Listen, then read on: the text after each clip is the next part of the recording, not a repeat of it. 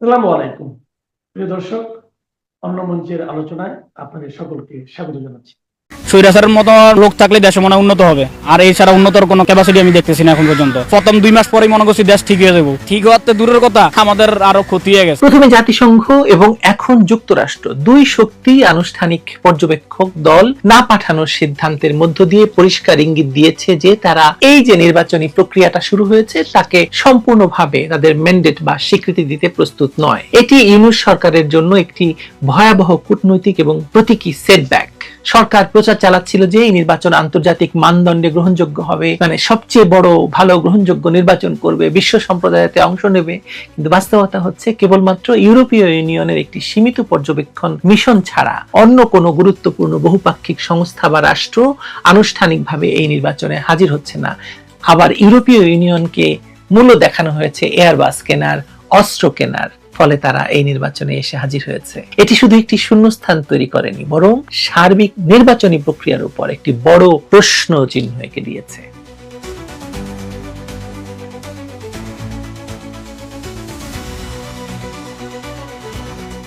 বাংলাদেশে আসন্ন ত্রয়োদশ জাতীয় নির্বাচনকে কেন্দ্র করে ডক্টর মোহাম্মদ ইউনূসের নেতৃত্বাধীন অন্তর্বর্তীকালীন সরকার যে আন্তর্জাতিক বৈধতার স্বপ্ন দেখিয়েছিল তা এখন আক্ষরিক অর্থেই ধূলিসাৎ হয়ে গেছে। কথিত সংস্কার এবং গণতন্ত্র পুনরুদ্ধারের ধোঁয়া তুলে যে নির্বাচনী আয়োজন চলছে তাকে ঘিরে আন্তর্জাতিক সম্প্রদায়ের অনীহা ক্রমেই স্পষ্ট থেকে স্পষ্টতর হচ্ছে। বিশেষ করে পশ্চিমা বিশ্ব এবং আন্তর্জাতিক সংস্থাগুলোর নির্বাচন পর্যবেক্ষণে অনাগ্রহী মনোভাব এই সরকারের জন্য এক বিশাল কূটনৈতিক ও রাজনৈতিক বিপর্যয় হিসেবে দেখা দিয়েছে। জাতিসংঘের পর এবার যুক্তরাষ্ট্রের পক্ষ থেকেও জানিয়ে দেওয়া হয়েছে যে তারা এই নির্বাচনে আনুষ্ঠানিকভাবে কোনো পর্যবেক্ষক পাঠাবে না। এটি কেবল একটি সাধারণ সংবাদ নয়, বরং ইউনূসের অবৈধ প্রশাসনের জন্য একটি থাপ্পড়, যা তাদের সাজানো নির্বাচনের বিশ্বাসযোগ্যতার কফিনে শেষ পেরেকটি ঢুকে দিয়েছে। আগামী 12ই ফেব্রুয়ারি যে নির্বাচনের তারিখ ঘোষণা করা হয়েছে তা নিয়ে দেশের ভিতরে যেমন বিতর্কের অন্ত নেই, তেমনি বাইরের দুনিয়াতেও এর গ্রহণযোগ্যতা নিয়ে গভীর সংশয় তৈরি হয়েছে। নির্বাচন কমিশন সচিবালয়ের জ্যেষ্ঠ সচিব আক্তার আহমদ মার্কিন রাষ্ট্রদূতের সঙ্গে বৈঠকের পর যে তথ্য দিয়েছেন তা বিশ্লেষণ করলে বোঝা যায় যে ওয়াশিংটন এই নির্বাচনকে খুব একটা গুরুত্বের সঙ্গে নিচ্ছে না। মার্কিন যুক্তরাষ্ট্র সাফ জানিয়ে দিয়েছে তারা ফরমাল বা আনুষ্ঠানিক কোনো পর্যবেক্ষক দল পাঠাবে না। যদিও বলা হয়েছে যে একটি ইন্ডিপেন্ডেন্ট বা স্বাধীন পর্যবেক্ষক দল এম্বাসির ভেতর থেকে বা স্থানীয় দূতাবাসের কর্মকর্তারা তাদের রুটিন কাজের অংশ হিসেবে ঢাকা, সিলেট, চট্টগ্রাম, খুলনায় ভোট দেখতে যেতে পারেন। কিন্তু কূটনীতির ভাষায় এর অর্থ অত্যন্ত গভীর। যখন কোনো পরাশক্তি রাষ্ট্র আনুষ্ঠানিকভাবে পর্যবেক্ষক পাঠাতে অস্বীকার করে তখন বুঝতে হবে তারা এই নির্বাচনী প্রক্রিয়ার দায়ভার নিতে চাইছে না, কিংবা সেই প্রক্রিয়াকে এতটাই ত্রুটিপূর্ণ মনে করছে যে সেখানে রাষ্ট্রীয় সম্পদ এবং জনবল ব্যয় করাকে তারা অপ্রয়োজনীয় মনে করছে। দূতাবাসের কর্মকর্তারা ভোট দেখতে যাওয়া আর ওয়াশিংটন থেকে উচ্চ পর্যায়ের পর্যবেক্ষক মিশন পাঠানো তো এক বিষয় নয়। আপনার কি মনে হয় এক বিষয়? স্থানীয় কর্মকর্তারা যা করবেন তা হলো পরিস্থিতির উপর নজর রাখা। এটি নির্বাচনের শুদ্ধতা বা বৈধতা দেওয়ার কোনো সনদ নয়। এর আগে জাতিসংঘের পক্ষ থেকেও একই ধরনের নেতিবাচক বার্তা এসেছে। জাতিসংঘের মহাসচিবের মুখপাত্র স্টেফান দুজারিক স্পষ্ট ভাষায় জানিয়ে দিয়েছিলেন যে বাংলাদেশের আসন্ন নির্বাচনে পর্যবেক্ষক পাঠানোর কোনো পরিকল্পনা জাতিসংঘের নেই। তিনি যুক্তি দেখিয়েছিলেন নিরাপত্তা পরিষদ বা সাধারণ পরিষদের ম্যান্ডেট ছাড়া জাতিসংঘ সাধারণত পর্যবেক্ষক পাঠায় না। যদিও এটি তাদের দীর্ঘদিনের নীতি, কিন্তু বাংলাদেশের বর্তমান প্রেক্ষাপটে যখন একটি অনির্বাচিত সরকার রাষ্ট্র ক্ষমতা দখল করে আছে এবং একটি বিতর্কিত নির্বাচনের দিকে এগুচ্ছে, তখন জাতিসংঘের এই নির্লিপ্ততা প্রমাণ করছে যে আন্তর্জাতিক ম্যান্ডেট পাওয়ার ক্ষেত্রে ইউনূস সরকার চরমভাবে ব্যর্থ হয়েছে। আমাদের ভুলে গেলে চলবে না, এই জাতিসংঘই ইউনূসকে ক্ষমতায় বসিয়েছে বাংলাদেশের সেনাবাহিনীকে নিরস্ত্র রেখে এবং বাংলাদেশের সেনাবাহিনীর উপর চাপ দিয়ে এই সন্ত্রাসীদের দমনে বাধা দিয়ে। জাতিসংঘ যদি মনে করত যে এখানে গণতন্ত্র পুনরুদ্ধারের একটি গুরুত্বপূর্ণ এবং ঐতিহাসিক প্রক্রিয়া চলছে, তবে হয়তো তারা বিশেষ ম্যান্ডেটের মাধ্যমে হলেও পর্যবেক্ষক পাঠাতো। কিন্তু তাদের এই পিছু টান বুঝিয়ে দিচ্ছে যে তারা এই জগা খিচুড়ি পরিস্থিতির অংশ হতে চায় না। দুজারিক অবশ্য বলেছেন নির্বাচনের কারিগরি সহায়তা বা জনগণের রাজনৈতিক দৃষ্টিভঙ্গি প্রকাশের বিষয়টি তারা দেখবেন, কিন্তু মূল পর্যবেক্ষণের দায়িত্ব থেকে সরে আসা মানেই হলো নির্বাচনের ফলাফলের দায় তারা নেবে না। সবচেয়ে বড় ধাক্কাটি হলো এই তথাকথিত নির্বাচনের আয়োজকরা ভেবেছিল তাদের পশ্চিমা প্রভুরা এসে তাদের পিঠ চাপড়ে দেবে এবং নির্বাচনের দিন বুথে বুথে ঘুরে এই অবৈধ আয়োজনকে বৈধতার স্ট্যাম্প দেবে। কিন্তু বাস্তবতা হলো একমাত্র ইউরোপীয় ইউনিয়ন ছাড়া আর কোনো উল্লেখযোগ্য আন্তর্জাতিক পক্ষ এই নির্বাচনে পর্যবেক্ষক পাঠাতে আগ্রহী নয়। ইউরোপিয়ান ইউনিয়ন কেন পাঠাবে সেটা আগে বলেছি। ইউরোপীয় ইউনিয়নের উপস্থিতি থাকলেও জাতিসংঘ এবং যুক্তরাষ্ট্রের অনুপস্থিতি এই নির্বাচনকে আন্তর্জাতিক মানদণ্ডে প্রশ্নবিদ্ধ করে তুলেছে। এটি একটি সাজানো নির্বাচন। একটি সাজানো নির্বাচনে পর্যবেক্ষক না থাকা মানে হলো সরকার যা খুশি তাই করতে পারবে, কিন্তু সেই ফলাফল আন্তর্জাতিক অঙ্গনে গ্রহণযোগ্যতা পাবে না।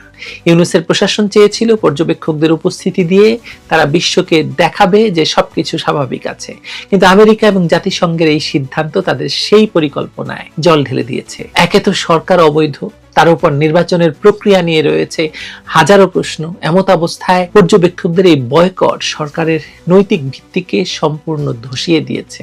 এরপর আর কি বলবো বলুন। এটা অত্যন্ত পরিতাপের বিষয় যে নির্বাচনে দেশের প্রধান রাজনৈতিক দল অংশগ্রহণ করতে পারেনি, লেভেল প্লেইং ফিল্ড নিশ্চিত করতে পারেনি বলে যারা অংশ নিচ্ছে তারাই বলছে। যেখানে পোস্টাল ব্যালটের মতো কারিগরি বিষয় নিয়ে আলোচনা চলছে এবং তাতে কি কি ভয়ানক কাণ্ড ঘটে গেছে আমি আগের ভিডিওতে বলেছি, মানে ভাঙা ঘরে আলপনা আঁকার মতো হয়ে যাচ্ছে। মার্কিন প্রতিনিধি দল হয়তো জানতে চেয়েছে যে আইন শৃঙ্খলা বাহিনীর বাড়াবাড়ির বিষয়ে, যা ইঙ্গিত দিচ্ছে যে তারা জানে এই সরকারের অধীনে মানবাধিকার এবং প্রশাসনিক নিরপেক্ষতা কতটা ভয়াবহ অবস্থায় পৌঁছেছে। নির্বাচন কমিশন বলছে স্থানীয় খবর স্থানীয়ভাবে নিষ্পত্তি করা হচ্ছে। এটি একটি দায় সারা জবাব। মূল সমস্যা হলো একটি অনির্বাচিত সরকারের অধীনে পুলিশ প্রশাসন কখনোই নিরপেক্ষ আচরণ করতে পারে না, আর পর্যবেক্ষক না থাকার ফলে এই প্রশাসনিক কারচুপির বিষয়টি দেখার কেউ থাকবে না। ফলে আমেরিকা এবং জাতিসংঘের এই সরে দাঁড়ানো প্রকারান্তরে এই বার্তা দিচ্ছে যে তারা জানে কি হতে চলেছে, তারা এর সাক্ষী হতে চায় না।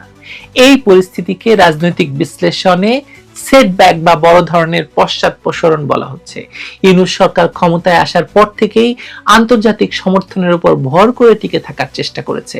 তারা ভেবেছিল পশ্চিমা বিশ্বের আশীর্বাদ তাদের সব অবৈধতাকে ঢেকে দেবে, কিন্তু নির্বাচনের মতো একটি ক্রিটিক্যাল ইভেন্ট যখন প্রধান দুই আন্তর্জাতিক শক্তি জাতিসংঘ এবং যুক্তরাষ্ট্র মুখ ফিরিয়ে নেয়, তখন বুঝতে হবে সরকারের পায়ের তলায় আর মাটি নেই। পর্যবেক্ষক না পাঠানোর সিদ্ধান্তটি প্রমাণ করছে যে আন্তর্জাতিক সম্প্রদায় সম্ভবত এই সরকারের স্থায়িত্ব এবং নির্বাচনের ভবিষ্যৎ নিয়ে সন্দিহান। তারা হয়তো মনে করছে এই নির্বাচন বাংলাদেশের রাজনৈতিক সংকট সমাধানের পরিবর্তে তা আরো ভয়ঙ্কর করে তুলবে। তাই তারা নিরাপদ দূরত্ব বজায় রাখা শ্রেয় মনে করছে। ইতিমধ্যেই আপনারা জানেন যে শেরপুরে ভয়াবহ মারামারি হয়েছে এবং একজন জামায়াত নেতা নিহত হয়েছে। ইউনূস সরকার তো চেয়েছিল আন্তর্জাতিক শোডাউন করতে, কিন্তু এখন তারা দেখছে যে তাদের আমন্ত্রণে সাড়া দিচ্ছে না কেউ। দেখা যাক এই সাড়া না দেওয়ার মধ্যেই কতটা গ্রহণযোগ্য হিসেবে চালিয়ে দেওয়া সম্ভব, সেটা ইউনূস কি করে সেটা দেখতে চাই। ডক্টর ইউনূসের অবৈধ সরকার যে নির্বাচনের নাটক সাজিয়েছে তার চিত্রনাট্য এখন আর ঠিকঠাক কাজ করছে না। আন্তর্জাতিক পর্যবেক্ষকদের এই প্রত্যাখ্যান সরকারের বৈধতার সংকটকে আরো গভীর করে তুলছে। নিজেদের নাম এবং সুনাম তারা কলঙ্কিত চায় না, এই অধ্যায়ের সঙ্গে জড়াতে চায় না। 12ই ফেব্রুয়ারির নির্বাচন যতই ঘনিয়ে আসছে, ইউনূস সরকারের কূটনৈতিক ব্যর্থতা ততই প্রকট হচ্ছে। বিশ্ব মোড়লদের এই নীরব প্রত্যাখ্যান আগামী দিনে বাংলাদেশের রাজনীতিতে, বিশেষ করে এই অবৈধ সরকারের নির্বাচনী ভূমিকাকে প্রশ্নবিদ্ধ করার মানে হচ্ছে শেষ পর্যন্ত হয়তো নির্বাচনটাই নাও হতে পারে। দেখুন কি থেকে কি হয় বলা তো যায় না, আসলে যে কোনো সময় যে কোনো কিছু হতে পারে। আমি কিন্তু বরাবর বলেছি নির্বাচন হবে না, এখনো বলছি নির্বাচন হবে না। ভালো থাকবেন সবাই। তারেক রহমানের নেতৃত্বাধীন বিএনপি নিষেধাজ্ঞার বিষয়ে তাদের অবস্থানের নমুনাও কিন্তু রাজনৈতিক মাঠে এই ভয়াবহ একটা বিভক্তির পরিবেশেও কিন্তু অটল থেকেছেন। আওয়ামী লীগের রাজনৈতিক নিষেধাজ্ঞার বিষয়টি কি তাহলে তারেক রহমান ক্ষমতায় এলে সত্যিই তুলে নেবেন? শেখ হাসিনা যে আহ্বান তাকে জানিয়েছেন, এই যে শেখ হাসিনা বলে বসলেন তারেক রহমান যদি ক্ষমতায় আসেন আমি আহ্বান জানাবো, এটাই কি শেখ হাসিনা, তারেক রহমান, আওয়ামী লীগ, বিএনপি এবং ভারত সরকার, আমেরিকার সরকার, মার্কিন যুক্তরাষ্ট্র, সেনাবাহিনী তাদের মধ্যে আলাপচারিতার ফল?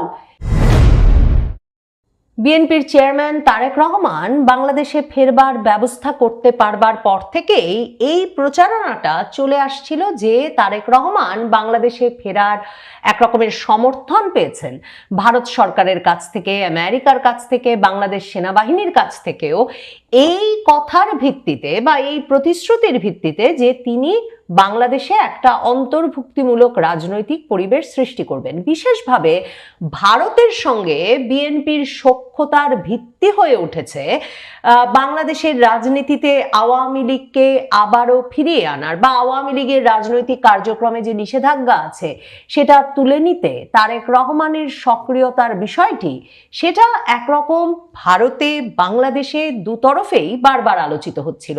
তারেক রহমানের বিরুদ্ধে নির্বাচনী প্রচারণার সময় মানে জামায়াতে ইসলামী, তাদের মূল প্রতিদ্বন্দ্বী, তার নেতা সৈয়দ মোহাম্মদ তাহের তো বিভিন্ন নির্বাচনী প্রচারণায় বলেই বেড়াচ্ছেন যে ভারতের সঙ্গে 3 চুক্তি করে তারেক রহমান বাংলাদেশে ফিরেছেন। তার প্রথম চুক্তিটি হচ্ছে এই যে তিনি বাংলাদেশে ফ্যাসিবাদীদের পুনর্বাসন করবেন, মানে বাংলাদেশে তিনি আওয়ামী রাজনীতির আবারও প্রবেশাধিকার দেবেন, তাদেরকে পুনর্বাসিত করবেন। এরপর বিএনপি এ ধরনের যুক্তির কোনো ভিত্তি নেই, জামায়াতে ইসলামী মিথ্যা প্রচারণা করছে বলে প্রতিবাদ জানালেও এই আলাপটা থামেনি। এমনকি ভারতের পররাষ্ট্র মন্ত্রণালয়ের মুখপাত্র রণধীর জয়সওয়াল তিনি যখন নিয়মিত ব্রিফিংয়ে এসেছেন তখন ভারতীয় সাংবাদিকরা তারেক রহমান ফেরবার পরপরই তাকে প্রশ্ন করেছিলেন যে ভারত নাকি তারেক রহমানকে দেশে ফিরতে সমর্থন দিয়েছে, এ কথাটা কি সত্যি? তারপর তো পানি আরো গড়িয়েছে। ভারতের সঙ্গে তারেক রহমানের ঘনিষ্ঠতা যে বেড়েছে তার প্রমাণ বুঝতে বাকি থাকেনি যখন বাংলাদেশের সাবেক প্রধানমন্ত্রী তারেক রহমানের মা খালেদা জিয়ার মৃত্যুর পর ভারতের পররাষ্ট্রমন্ত্রী এস জয়শঙ্কর ঢাকায় এসেছেন, প্রধানমন্ত্রী মোদী শোক বার্তা দিয়েছেন, আর সর্বশেষ ভারতের সংসদে শোক প্রস্তাব পাঠ হয়েছে, নীরবতা পালন হয়েছে খালেদা জিয়ার শোকে। এই সব মিলিয়ে ভারত আর তারেক রহমানের ঘনিষ্ঠতা নিয়ে যেমন নির্বাচনের হাওয়ার মধ্যে আলাপ বেড়েছে, সবচেয়ে বেশি যে আলাপ বেড়েছে সেটা হচ্ছে এই ঘনিষ্ঠতার মূল ভিত্তি হয়ে আছে তারেক রহমান আওয়ামী লীগের রাজনীতিকে বাংলাদেশে ফিরিয়ে আনবেন। শেখ হাসিনা সাম্প্রতিক এক সাক্ষাৎকারে ভারতীয় সংবাদ মাধ্যম উইয়ান নিউজকে দেওয়া এক সাক্ষাৎকারে সরাসরি বলেছেন যে তারেক রহমান যদি ক্ষমতায় আসেন তাহলে তার উচিত হবে আওয়ামী লীগের ওপর থেকে নিষেধাজ্ঞা তুলে নেওয়া, আওয়ামী লীগের রাজনৈতিক কার্যক্রমে নিষেধাজ্ঞা তুলে নেওয়া।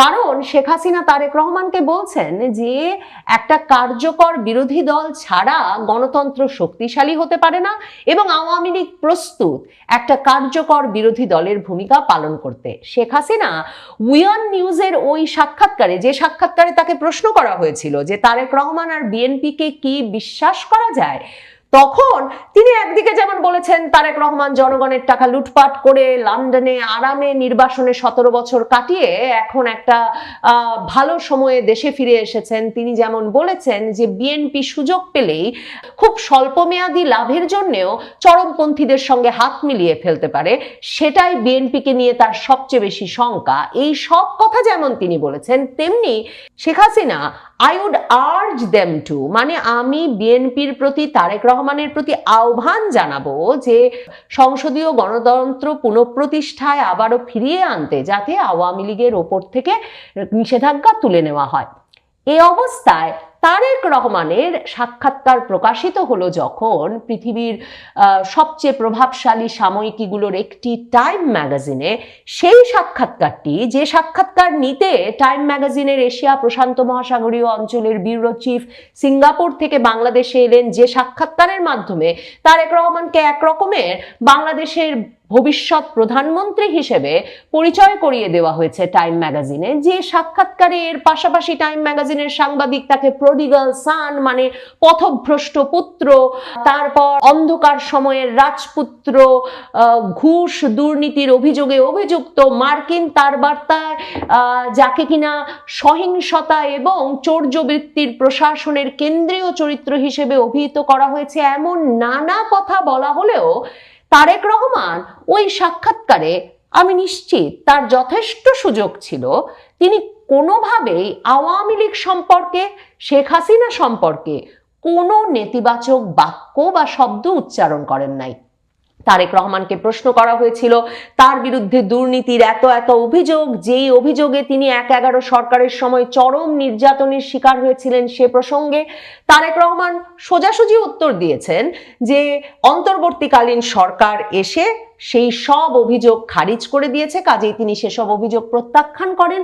কিন্তু শেখ হাসিনার আমলে রাজনৈতিক প্রতিশোধের অংশ হিসেবে সেসব মামলা চলতে পেরেছে এতদিন, বা এমন কোনো অভিযোগ তিনি আনেননি। বরং ১১ সরকারের সময় তিনি যে ব্যাপক নির্যাতনের শিকার হয়েছিলেন হেফাজতে থাকা অবস্থায়, সাংবাদিক যখন ওই প্রসঙ্গে আলাপ করেছেন টাইম ম্যাগাজিনে, তারেক রহমান তখন বলেছেন এখনো যখন বেশি শীত পড়লে তিনি পিঠে ব্যথা অনুভব করেন, তখন তিনি মনে করেন যে তার একটা দায়িত্ব আছে যে এ ধরনের ঘটনায় এরকম রাজনৈতিক প্রতিহিংসার শিকার যেন আর কেউ না হয় সেটা নিশ্চিত করা।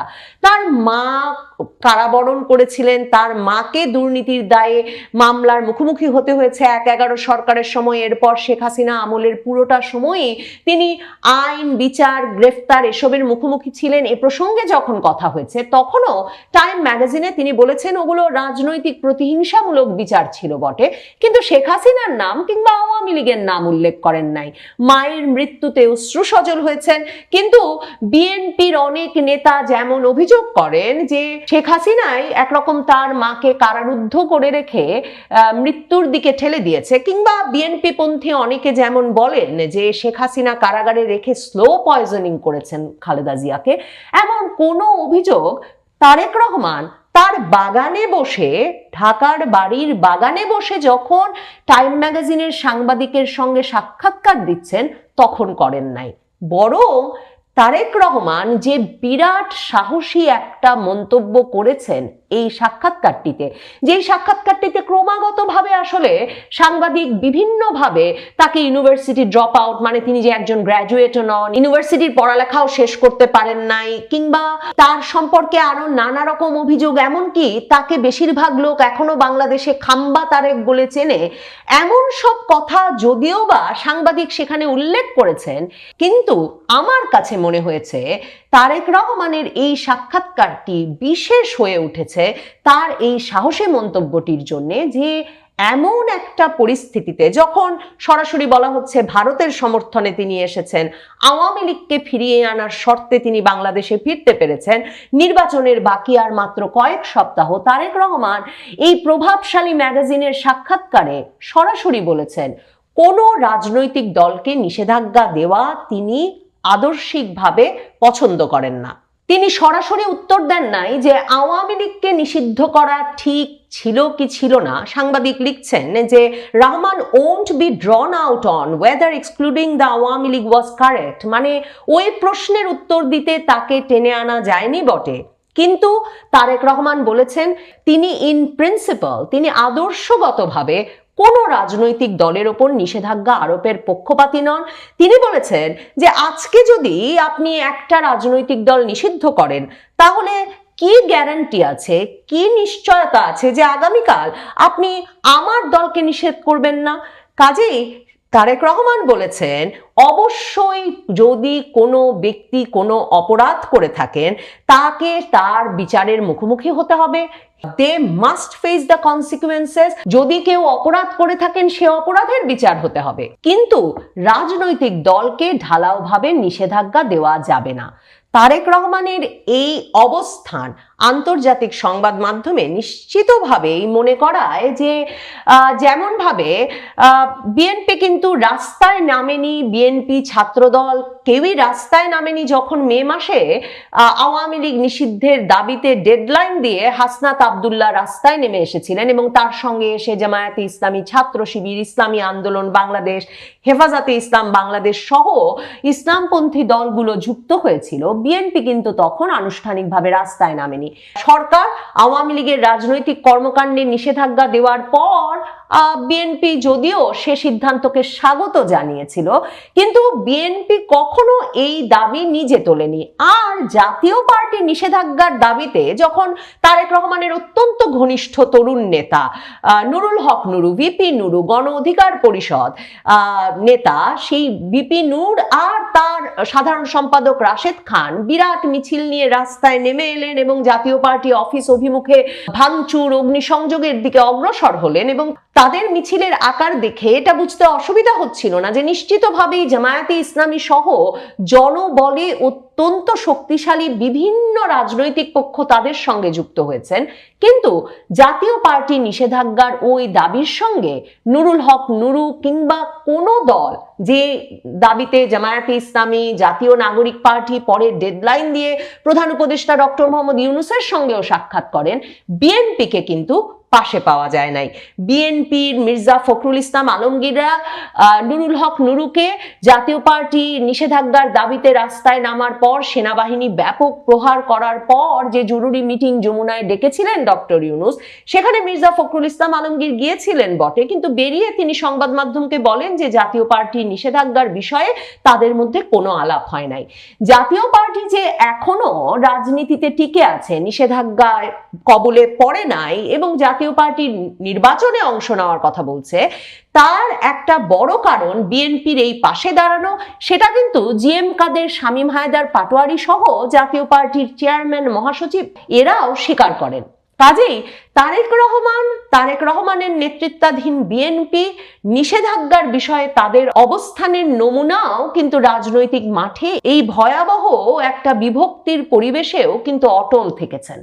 আওয়ামী লীগের রাজনৈতিক নিষেধাজ্ঞার বিষয়টি কি তাহলে তারেক রহমান ক্ষমতায় এলে সত্যিই তুলে নেবেন? শেখ হাসিনা যে আহ্বান তাকে জানিয়েছেন, এই যে শেখ হাসিনা বলে বসলেন তারেক রহমান যদি ক্ষমতায় আসেন আমি আহ্বান জানাবো, এটাই কি শেখ হাসিনা, তারেক রহমান, আওয়ামী লীগ, বিএনপি এবং ভারত সরকার, আমেরিকার সরকার, মার্কিন যুক্তরাষ্ট্র, সেনাবাহিনী তাদের মধ্যে আলাপচারিতার ফল? সেসব প্রশ্নের উত্তর পেতে নিশ্চয়ই অপেক্ষা করতে হবে তারেক রহমানকে। টাইম ম্যাগাজিন যেমন বলছে, সত্যিকার অর্থে ভোটে জিতে বাংলাদেশের প্রধানমন্ত্রিত্ব পেতে হবে, নিশ্চয়ই তাকে তেমন সংখ্যাগরিষ্ঠতা পেতে হবে যেই সংখ্যাগরিষ্ঠতা পেলে তিনি তেমন সিদ্ধান্ত নিতে পারবেন। তবে তারেক রহমানকে বাহবা দিতেই হয় যে তিনি আন্তর্জাতিক সংবাদ মাধ্যমে খুব কম কথা বলেছেন। শুরুতেই বলেছেন তিনি কথায় তত ভালো না, বরং তিনি কোনো একটা কাজ পেলে সে কাজটি শেষ করায় বিশ্বাসী। সেই সাক্ষাৎকারেও তারেক রহমান যে সুস্পষ্ট করে বললেন রাজনৈতিক দলের ওপর নিষেধাজ্ঞা দেওয়ার বিষয়ে তার আদর্শিক আপত্তি আছে, সেটা বড় ধরনের সাহসী মন্তব্যই বটে। তারেক রহমানকে টাইম ম্যাগাজিন এই প্রসঙ্গেও জিজ্ঞেস করেছিল যে 2024 আগস্টের পর বাংলাদেশের রাজনীতির সবচেয়ে বড় পরিবর্তন তো ইসলামপন্থীদের বিরাট উত্থান। তারেক রহমান সে প্রসঙ্গেও উত্তরে বলেছেন ইসলামপন্থীদের উত্থান, চরমপন্থা নিয়ে আশঙ্কা এর কোনো বিষয়ে না যেয়ে তিনি বলেছেন বাংলাদেশের মানুষ চায় এমন রাজনৈতিক অধিকার প্রতিষ্ঠিত হোক যেই রাজনৈতিক অধিকারে তারা তাদের মত প্রকাশের স্বাধীনতা পাবে। এবং তারেক রহমান বলেছেন সকল মানুষের রাজনৈতিক অধিকার প্রতিষ্ঠায় আমাদেরকে তাই একসঙ্গে কাজ করতে হবে। সকল মানুষ একসঙ্গে এবং সকলের রাজনৈতিক অধিকার প্রতিষ্ঠার এই অঙ্গীকার প্রকাশটিও আমার কাছে খুব তাৎপর্যপূর্ণ মনে হয়েছে।